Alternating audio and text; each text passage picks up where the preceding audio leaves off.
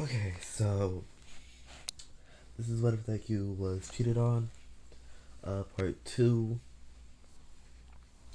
Thank you. I didn't thank you in the first place. But thank you for all the ideas. I think your name had Bunny in it. I'm not sure. I don't exactly what your full. I don't remember exactly what your full name was, but it was basically the non-evil version of uh my like little thingy, my video picture thingy, whatever it's fucking called. I don't remember, but yeah, I think you should know who you are. But yeah, thanks for all the ideas. That is really like that is super helpful. Definitely when I won't say I have a writer's block, but it's basically a case of writer's block when I can't think of ideas for a video, but I still need the video to come out. Like, what if Evie? I basically have writer's block on that because I want the video to come out, but I don't know what to do with it, so I'm not doing it. But eventually will come out again. I just need time to think about what I want to happen in it and where I'm going to go with it. Because the first part of it was, well, lacking in uh, I guess fundamentals for it to continue. Basically, like black backstory plot and all that for me to like lead off of for it to go on. Like in part one of this, it had backstory plot for me to lead off of, but in that it didn't, and that is just a sign of me improving. But y'all did not come here for me to talk about what if Evie. You came here to hear part two of what if he was gay. So where we left off, I had Deku throw Bakio in the air using, I didn't say how much of one for all, but he used 50%. Now I would have him use completely 100, but we don't need Bakio dying here. We just need him severely injured. Anyway, he's and I want to mention one thing about his quirk. Like I said, it's going to be changing a lot, so I'm not gonna have him use it in this case. But remember that one time where he used it in the cafe? That is going to be, well, let's just go to a flashback of that real quick. So, as he ran out the cafe, a dude seen him use his quirk and said, that's interesting. And flashback back to the present. Now, that's gonna come in play. Anyway, he punches Bakio down to the ground and he starts completely mutilating him. Punching his arms until they break, punching his ribs, having a few of them break, and then punching his face over and over again. Now, this is finally when Uraka thinks about getting Aizawa. She gets Aizawa. Aizawa tries using his scarf. Now, I know Aizawa's scarf is usually, well, to what I know of, it can't break. But in this instance, it completely broke. And Deku went back to beating up Akio. And as All Might started to like come up to see what was happening because he heard a lot of commotion, he sees what he first sees is Deku beating up somebody, and he thinks it was a villain. So he starts running, and as he gets closer, he sees that it was his Bakugo. Well, he sees that it is Bakugo, and as Kirishima and Todoroki, another one of Bunny's ideas to have the ship evolve a little bit, just adding Todoroki into the mix, run up and give Deku a bear hug, calming Deku down a little bit. No, like when the future love antagonist gives the person a hug and it calms them down like a shit ton for absolutely like no reason, but a reason for like, well, a reason, but like the reason doesn't make sense. Like, how the fuck does a hug calm you down that much? Like, what? But whatever. Deku calms down, and I might ask Deku, can they talk in private? Now Deku is completely mad, still mad, but you know he just is calm enough where he's not beating up on Bakio. Now, All Might ask for his quirk back. Yes, I'm having All Might take away his quirk because if he keeps it, Deku is going to be completely overpowered since it gives him a boost in one frog gives him a boost in all his quirks. Well, all of his quirks because he is gonna have more than one since I'm evolving his quirk a lot from its former state. But that won't matter right now. I might ask for his quirk back. Now Deku he spits in me not Baku he spits in on my face and says, "There's your quirk back." And like he completely he breaks all ties with uh All Might. Then let's say a few more weeks pass, and every time All Might tries talking to Deku about like what happened and this saying like he thought too rationally, you can have the quote back. He's sorry. He didn't mean to take it. He was just angry that he seen that his student was doing that, and Deku completely ignores him. And while this is happening, everybody that I said agreed with Deku starts getting closer to Deku.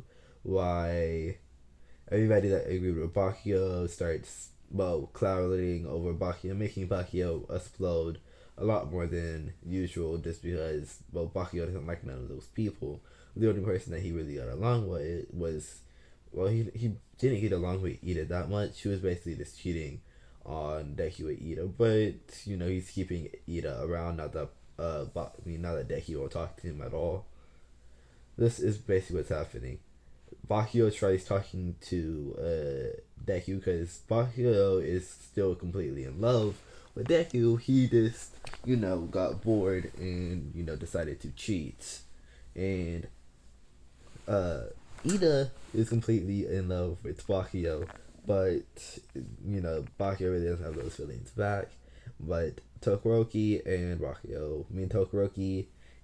Deku and Kirishima are getting super super close, and Bakio's getting a little bit jealous. But as this happens, and it's let's say it's a Friday, basically it's like the day before the weekend, and Principal Nezu is going over the camera footage like he usually does, making sure all the files is there, and he realizes one of the files are gone.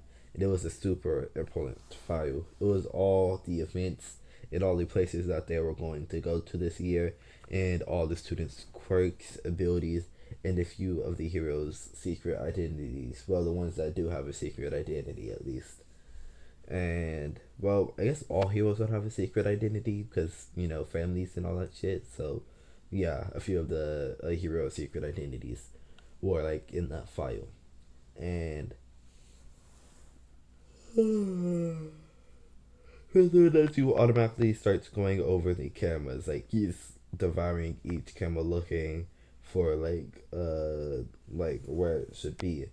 And Deku was with Kirishima and Tokoroki all day, but that's not going to be a good enough alibi because it's like he's the smartest person in the earth, but he doesn't believe in the alibi for some reason, even though it's like set in stone alibi. He believes in camera footage that could be tampered with, and in a world of quirks, he doesn't think of a transformation quirk. But whatever. Anyway, let's flash back to that day when Deku is at the coffee shop. Now, when the person said got you, they automatically use Deku's quirk and turn into Deku. Now, the person can only turn into the person that as soon as he sees somebody's quirk, he can turn into them. And he can turn into them twice. The first time is as soon as he sees the quirk. He stays as that person for 24 hours, and then he can use it one more time basically, and his quirk is completely activated, activate automatically. Like as soon as he sees a quirk or anything using a quirk, his quirk automatically activates and he's able to turn into that person and use like that person's quirk. Now he can use the wolf transformation quirk that Deku had when he scanned it, and that's about it. So he won't be able to use Deku's new wolf quirk that I'm giving him or new ability, but whatever. Oh fuck, I'm tired. Anyway, let's so they basically run into the dorms, grab Deku and say that he's under arrest. Todoroki and Kirishima said like, what for? What like did he do? He was with us all day, and he says, what do you like?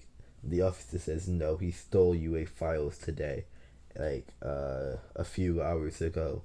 Like no, let's say it was midnight when this happened, and they say he stole UA files a few minutes ago. Let's say like they were just like all in there watching a movie or something, and they say he stole UA files, and they basically take him away. Now, the next morning, as Deku's like still on his way to the police station, we switch over to Kirishima and let's talk about his perspective. Now, in Kirishima's head, he's like, I know he didn't do it. There's no way he didn't do it. I'm going to like find a way to prove that he's not guilty. And in Todoroki's head, he's like, sadly, I'm gonna have to talk to my father and figure out like I'm gonna have to hook up some connections so I can, get some proof that he's not guilty. And he's like, I might even have to use my fireside disc to make my father happy so I can get these connections. Like he's willing to go that far. And Deku, he gets to the prison and he realizes that he's sharing a room with Stain. Now I know I said nothing is speed up, but let's say that Stain will just break out of jail eventually. Well, Deku will break Stain out of jail because he will switch over to Stain's personality lot, and he will be indebted to Stain somehow. But that won't matter. Like I said, One For All is there. So, and One For All has a quirk that cancels the canceling headphones. The only reason that he hasn't broke out of jail is because he already, well, he didn't pass down One For All, but he gave Kirishima basically, not Kirishima, he gave the dude with a lot of hands all over his body a copy of One For All, so he doesn't need to break out of jail because he already like molded the next person of One For All. So he's like, I don't need to do shit. I just need to sit back and watch the fight unfold, basically. And as he's in jail, and he tells like, Stain and One For All basically what happened. One For All is like, I won't do you any good here, but if you are like proven non guilty, that's too easy. No, let's say, One For All's like, this won't do you any good, but you want me to see if you have like a hidden like quirk somewhere in there, like that was like dormant, that like runs in your family blood. Now we time skip 10,000. Yeah, we're going all the way back 10,000 years ago. And I just like completely diss out of this. Now we time travel back into the fairy tale dimension, and we see an unknown dragon slayer. Let's just call him Midoriya to keep this simple, and his dragon, slayer magic, will be Space Dragon Slayer magic. I don't know if that was one of the dragons in Fairy Tale, but that's the dragon that he was getting. Space Dragon magic. Now quirks are just magic just down because people started to lose like magic. Magic started to evolve, but it devolve at the same time, making it change a lot. When when One For All says, yeah, you do. Here, I'll activate it, but you won't be able to use it at all. And Deku's like, it's worth activating. And this changes his former quirk that he has right now into allowing him to summon summon something. I'm not going to say what, but summon something. And I'm not going to say what, like I said, but you might be able to piece two and two together. Anyway, Deku, he was getting bullied, but not getting bullied in jail, but people were trying to bully him. And one day, a big buff dude, I'm not going to describe him that much, just like a super buff dude. Basically, imagine Hulk, but like 10 turned down, like by 5 times 5 turned down. and he asks, like, he just says, I'm a big dude and I need a lot to eat, give you your food. Deku looks at him with a dead stone stare and says no.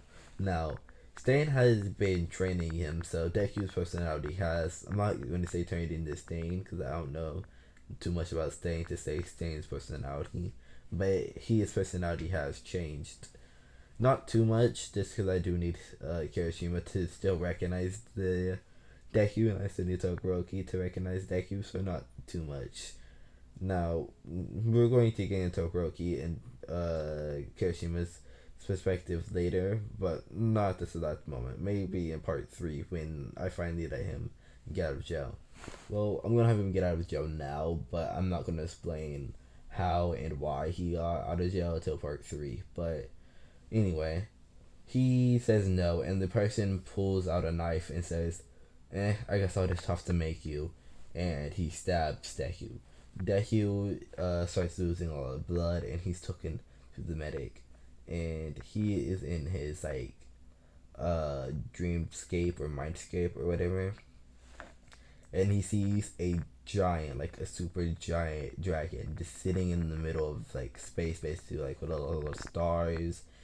And no, let's give him the galaxy dragon, basically, not space dragon, but galaxy dragon. So he basically sees a dragon with now the planets won't be around the dragon when in the future, but for now they are there because that's the dragon's complete state or whatever, full potential is that, but for now it's not. It's just a dragon, a full grown dragon with planets surrounding it, complete orbiting around him it's he's the sun. And he looks at Deku and says, so you're his super grandson. I haven't talked to a human in years, and do you expect me to let you use my power? And Deku's oh, so this is the power that one for all awakened. Deku just walks up to the dragon, not even scared, and says, "So are you gonna let me use your power or not? Are you going to keep hitting up this front like you're almighty?" And the dragon automatically just says, "Damn it, you saw right through me." And he turns into a little dragon with planets orbiting around him still, and says, hi, my name is, I don't know a good space dragon name. I want to leave it up to y'all. Yeah, I'll leave it up to y'all. If y'all don't give me one, I'll eventually think of one, but I'll leave it up to y'all for now. I'll just call him Drake for now until I can think of a good name.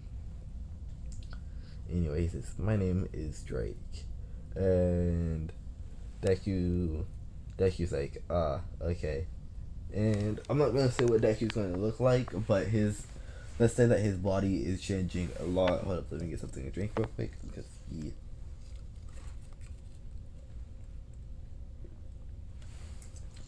Ugh.